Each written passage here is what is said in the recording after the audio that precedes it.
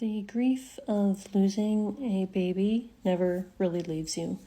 It's one of those things that you carry with you, and it becomes less overwhelming and less of an interruption to daily life, but it never goes away.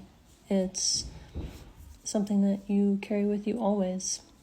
In honor of Pregnancy Loss and Infant Loss Awareness Month, October, I wanted to just record something for the mamas out there and daddies who have experienced losing a baby. My husband and I had a miscarriage in 2013, and at the time that we lost our baby, I wasn't in a position to grieve it, and I didn't really even have very many people to talk with about all of the ins and outs of what that was like. And I know there are still a lot of people out there who experience miscarriage or pregnancy loss or infancy loss, and they don't have people in their lives who get it, and they don't feel like they have people they can talk to about what's going on. So if that's you, just know I hear you. I honor you and the pain you're going through, and I just want you to know that you're not alone. Miscarriage is 1 in 4 women have experienced a miscarriage at some point, and pregnancy loss is not at all uncommon.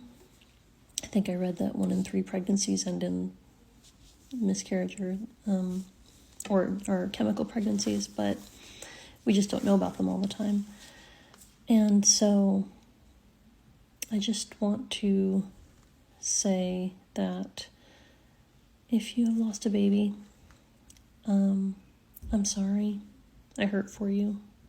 I know we have 6 beautiful children, and most people only know that we have 6.